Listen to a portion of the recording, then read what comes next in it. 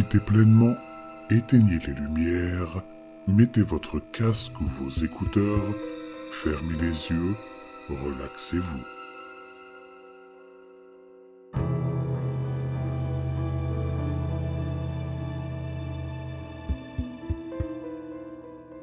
Résumé de la partie précédente.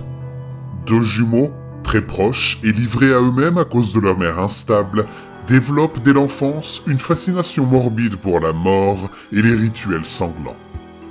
Devenu maintenant adolescent ou adulte, le frère des jumeaux, Josh, suit sa petite amie Darcy à un mystérieux rituel occulte dans un immeuble abandonné à Détroit, où il est invité à porter le masque du cœur. Quelques mois avant ce premier chat, Jeanne et moi avons été confrontés pour la première fois à la mort. Nous étions chez notre tante Paula pendant l'une des périodes difficiles de notre mère, et comme par hasard, le père de l'oncle Jack est mort à la centrale électrique locale où il travaillait depuis près de 30 ans. Pas par électrocution non plus, il a simplement glissé et est tombé, se cognant la tête en tombant. Mais cela a plongé tante Paula et oncle Jack dans plusieurs jours de pleurs et d'organisation, de discussions et de déplacements d'un endroit à l'autre. Jeanne et moi, albatros que nous étions et qui n'avions nulle part où aller, avons été entraînés au funérarium, au tribunal des successions, au cimetière, au journal local. Nous avons essayé de rester discrets et à l'écart, et je pense que cela a fait partie du problème. Lorsque nous sommes arrivés au soir de la veillée funèbre, nous nous sommes mis dans un coin, moi racontant à Jeanne des histoires et des blagues pour essayer de lui faire oublier la foule d'étrangers qui nous entouraient. Nous avions l'habitude de nous amuser nous-mêmes, et il n'a pas fallu longtemps pour que nous bloquions en grande partie le monde extérieur. Au fur et à mesure que la nuit avançait, il y avait de moins en moins de personnes dans la pièce avec nous. Puis, il n'y a plus eu personne du tout, mais nous pouvions encore entendre le murmure lointain des voix dans les autres salles du funérarium qui étaient ouvertes pour la veillée. Puis il n'y eut plus que le silence. J'ai dit à Jeanne que je devais aller vérifier quelque chose en essayant de garder ma voix calme, même si je me doutais déjà de ce qui s'était passé. Mais elle a voulu m'accompagner et nous sommes sortis de la pièce où nous étions assis pour entrer dans une grande salle remplie de fleurs et de photos du père de l'oncle Jack. De là, nous sommes entrés dans une autre grande pièce remplie de chaises qui donnait sur un grand couloir à gauche. Le couloir et les pièces au-delà étaient tous sombres. Jeanne a commencé à tordre la manche de ma chemise, sa respiration se faisant par à-coups. Elle était paniquée. « Ils sont tous partis, ils nous ont laissés seuls ici » m'a-t-elle dit. Je me suis retourné et je lui ai pris les bras doucement, en la regardant dans les yeux. « Tout va bien, ils ont juste oublié, ils n'ont pas l'habitude d'avoir des enfants avec eux, ils reviendront dans quelques minutes quand ils s'en souviendront » lui ai-je expliqué. Jeanne acquiesce et semble se calmer un instant, mais ses yeux s'écarquillent à nouveau. « C'est quoi ce bruit ?» me demanda-t-elle. J'allais dire que je n'avais rien entendu, mais je me suis rendu compte que ce n'était pas vrai. Il y avait de la musique quelque part. Elle était si douce qu'il était facile de la rater ou de la confondre avec un bruit aléatoire, mais elle était là, et cela ressemblait à une sorte de chanson. J'ai mis un moment à comprendre que cela venait de l'autre porte de la pièce, celle qu'ils avaient appelée la salle d'observation, là où se trouvait le corps. Je voulais aller voir ce que c'était, mais j'étais réticent à cause de Jeanne. À ma grande surprise, elle avançait déjà, m'entraînant avec elle. Comme dans le reste du bâtiment, la lumière tamisée de la salle d'observation était toujours allumée. C'était une petite pièce avec d'étranges rideaux de velours drapés sur les murs et un faux vitrail derrière lequel se trouvait une sorte d'ampoule qui donnait à l'ensemble une légère lueur multicolore. Sous la fenêtre se trouvait le cercueil, heureusement fermé. En regardant autour de moi et en cherchant la source de la musique, je n'ai pas mis longtemps à réaliser qu'elle ne provenait pas d'un haut-parleur du funérarium ou d'un téléphone portable oublié. Elle provenait de l'intérieur du cercueil. J'ai échangé un regard avec Jeanne et j'ai su qu'elle avait compris elle aussi. Je lui ai serré la main et nous nous sommes rapprochés. La musique avait un côté gentiment triste, comme quelque chose que l'on entend dans un film quand on essaie de nous faire pleurer. mais c'était aussi différent. En m'approchant, j'ai réalisé qu'elle était différente de tout ce que j'avais pu entendre jusqu'à maintenant. C'était en quelque sorte plus vrai, plus réel, et je pouvais la ressentir au plus profond de moi. Je ne connaissais pas le mot à l'époque, mais cela me faisait mal à l'intérieur. J'ai appuyé mon oreille contre le cercueil, et après un moment, Jeanne a fait de même. Tandis que nous écoutions en nous regardant l'un l'autre, je me suis senti lentement immergé par cette musique. Les questions sur le pourquoi et le comment de la musique n'avaient plus d'importance, car je voyageais dans une obscurité intérieure, Jeanne à mes côtés. C'est le cri de soulagement de tante Paula qui m'en a sorti. « Jack, Jack, ils sont là !» Elle s'est précipitée pour nous serrer dans ses bras, nous éloignant du cercueil. Ma première envie a été de me débattre, d'essayer de revenir à la musique, mais je me suis rendu compte que la musique s'était arrêtée. Au lieu de ça, j'ai souffert des baisers, des excuses de notre tante, qui nous a conduits à l'extérieur et jusqu'à la voiture. Le directeur des pompes funèbres, qui avait quitté son costume noir pour un pantalon de survêtement et un t-shirt, était occupé à s'excuser auprès de l'oncle Jack, tandis que tante Paula s'excusait auprès de nous et de lui. Putain, tout le monde était seulement désolé. Ce n'est pas que j'étais vraiment en colère, mais je savais que nous avions trouvé quelque chose de très important, quelque chose de secret. J'ai dit à tante Paula que nous nous étions juste promenés un peu et que tout allait bien, que nous n'avions pas trop peur.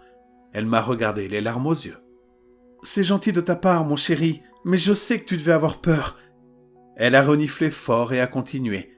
« Nous vous avons laissé là pendant 4 heures. Oh, je suis vraiment désolé. » J'ai cligné des yeux et j'ai senti la poigne de Jeanne se resserrer sur ma main. « Quelle heure est-il » Jeanne a demandé. Tante Paula l'a regardé. « Il est presque 2h30 du matin, ma chérie, mais ne t'inquiète pas. Après l'enterrement, demain, tu pourras dormir aussi tard que tu le souhaites, à condition de rester avec nous, et je te préparerai un délicieux petit déjeuner à ton réveil. » Nous ne l'écoutions plus vraiment. 2h30 du matin, c'est impossible. J'aurais estimé qu'entre le moment où j'ai entendu les gens pour la dernière fois et celui où ils sont revenus, il s'est écoulé au plus 1 heure. Mais quand j'ai levé les yeux vers l'horloge de la voiture pour vérifier, j'ai vu qu'elle avait raison. 2h27. On avait passé plus de 3 heures à écouter le cadavre. Épuisés, nous nous sommes endormis dès que nous nous sommes couchés. Mais le lendemain, Jeanne et moi en avons discuté plus longuement. Sa mémoire était la même que la mienne, et nous n'avions aucun moyen d'expliquer d'où venait la musique ou où était passé le temps. Alors, comme le font les enfants, nous avons fini par l'accepter et nous sommes passés à autre chose. Sauf que j'ai commencé à avoir des pensées étranges, des rêves étranges, et c'est ce qui a conduit au jour avec le chat dont je vous ai parlé au début, quand j'ai réalisé que Jeanne avait vécu la même chose et que quelque chose dans cette musique nous avait changés tous les deux pour toujours. J'ai reculé contre la main de Darcy. « Attendez, qu'est-ce que c'est ? Devrions-nous monter là-haut ?» Elle m'a regardé d'un air irrité et interrogateur et j'ai continué à voix basse. « Mais Darcy, il y a des gens qui crient là-haut !» Elle dégage sa main et fronce les sourcils. « Oui, ce qui veut dire qu'on a raté l'ouverture, » m'a-t-elle expliqué. Son expression s'est adoucie et elle a continué. « Écoute, je ne t'en ai pas dit plus parce que je ne voulais pas que tu paniques. C'est parfaitement sûr. Enfin, pas parfaitement sûr, mais suffisamment sûr. Je ne t'aurais pas emmené autrement. Mais j'ai besoin que tu me fasses confiance et que tu sois cool. Vous allez voir de la merde ce soir. Et vous allez devoir participer. C'est la règle. Mais vous ne ferez de mal à personne et personne ne vous fera de mal. Je vous le promets. » Elle m'a tendu la main et m'a frotté le bras. « Ça va ? Tu peux me faire confiance ? Vous tous les deux, vous pouvez me faire confiance ?» Je déglutis et acquiesce. Elle m'a serré rapidement dans ses bras et m'a repris la main, me conduisant au 3e étage où nous pouvions voir que des lumières électriques avaient été installées et fonctionnaient grâce à un générateur à gaz. Les cris s'étaient calmés.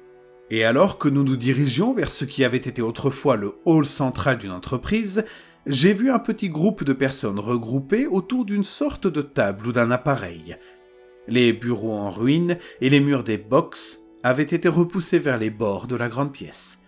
Et lorsque nous avons franchi cet anneau extérieur de détritus de bureaux et pénétré dans la lumière maussade des lampes de travail qui avaient été installées, j'ai pu voir ce qui semblait être le corps nu d'un homme allongé sur une table métallique réglable, incliné de manière à ce que ses pieds soient proches du sol.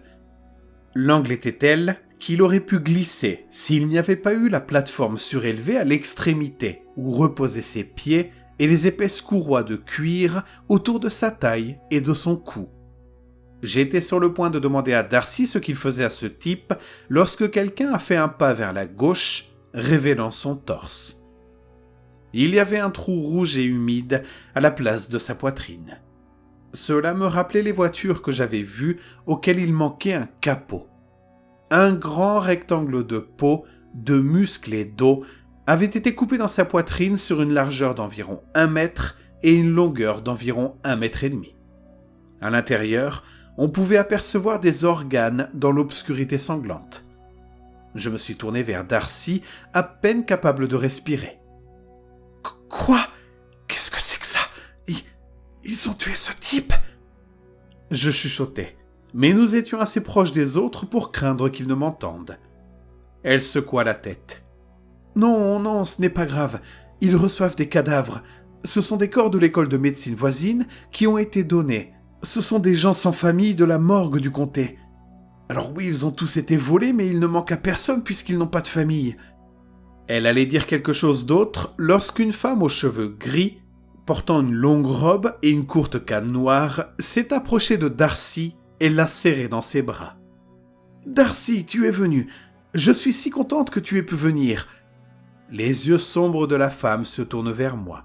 « Et qui est ton ami ?» Son ton n'était pas hostile, mais il n'était pas chaleureux non plus.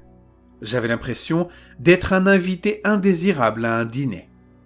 Darcy a l'air imperturbable et sourit à la femme. « C'est bon de vous voir aussi. Voici Josh, c'est... » Elle m'a jeté un regard. « Eh bien, je suppose qu'on peut dire que c'est mon petit ami. » J'ai senti mon cœur s'emballer un peu lorsqu'elle m'a appelé son petit ami, même dans ces circonstances. Jusqu'à présent, nous avions été très lents à mettre un nom à notre relation. Et même si je l'avais appelée ma petite amie à plusieurs reprises, c'était la première fois que je l'entendais utiliser ce terme. J'étais en train de me reprocher de m'être trompé dans mes priorités quand la femme s'est mise à parler avec grande excitation. « Les jumeaux sont là, vous y croyez ?» Quoi que ça veuille dire, Darcy était manifestement excitée elle aussi. Elle m'a regardé et a souri, les yeux brillants. « C'est génial, ce sont les jumeaux qui ont commencé tout ça il y a quelques années. J'ai entendu dire qu'ils avaient quelques groupes différents à travers le monde, mais qu'ils ne venaient qu'occasionnellement en personne pour les superviser. On a vraiment de la chance !» J'ai jeté un nouveau coup d'œil au cadavre, ayant du mal à détacher mon regard de ce vide rouge et déchiqueté dans sa poitrine. « Quel est le rapport avec le cadavre ?» Les gens commençaient à applaudir et à se réjouir, et Darcy me fit taire avant de m'entraîner derrière son ami, tandis que nous nous dirigions vers le cercle intérieur. De l'autre côté du cercle, un jeune couple d'une trentaine d'années semblait entrer, mais tous deux avaient des cheveux d'un blanc éclatant. C'était un cadre étrange et discordant par rapport à leur peau lisse et à leurs traits frappants.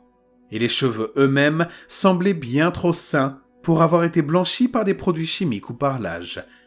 Entre leur apparence physique et leurs vêtements de luxe, je me demandais ce qu'ils pouvaient bien faire ici. J'ai remarqué la façon dont ils se comportaient, la façon dont tout le monde les respectait. Ils étaient extrêmement à l'aise ici et ils contrôlaient la situation. La femme s'avance, sa voix est douce mais forte lorsqu'elle se présente. « Je m'appelle Jacqueline Forrester, mais vous pouvez m'appeler Jeanne. » Un rire excité se fait entendre dans la foule à propos de ce qui semble être une plaisanterie familière à beaucoup. Comme beaucoup d'entre vous le savent, voici mon frère Martin. Ce soir, nous allons faire un voyage ensemble. Un voyage comme vous n'en avez jamais... Enfin, à moins que vous ne l'ayez déjà fait. Nouvelle pause et nouveau rire doux. Mais pour les nouveaux venus, voici les règles. Elle recula et Martin s'avança. faisant un signe de tête à sa sœur avant de se tourner vers la foule. Première règle, vous devez participer, il n'y a pas d'exception. Règle 2, vous ne pouvez jamais parler à une autre personne de ce que nous faisons ici ou de ce que vous voyez et entendez, à moins que vous ne l'emmeniez avec vous à l'avenir. Dans ce cas, vous ne pourrez le faire qu'une fois qu'ils auront franchi le seuil et qu'ils seront également liés par nos règles. Je ne comprenais rien. J'ai jeté un regard à Darcy, qui a haussé les épaules en s'excusant. Ensuite, Martin continua. Troisième règle, vous attendrez votre tour. Ici, on ne discute pas, on ne se bat pas, et on ne tolère aucune impolitesse. Il haussa les épaules. Et c'est tout. Oh oui, encore une chose. Si vous pensez vouloir enfreindre l'une de ces règles, rappelez-vous. Il désigna le cadavre avec un sourire. Nous avons toujours besoin d'un nouveau corps. Il gloussa en reculant, et il eut une autre vague de rire, mais celle-ci semblait porter une note d'inquiétude. La fille qui se faisait appeler Jeanne a levé les bras, et j'ai compris à l'excitation palpable qui régnait dans la foule qu'il s'agissait d'une cérémonie ou d'un rituel naissant. En souriant, elle nous a regardés tout en parlant. « Bienvenue à vous tous. Puissiez-vous bien porter le masque de cœur et plonger votre regard dans l'éther de la nuit. »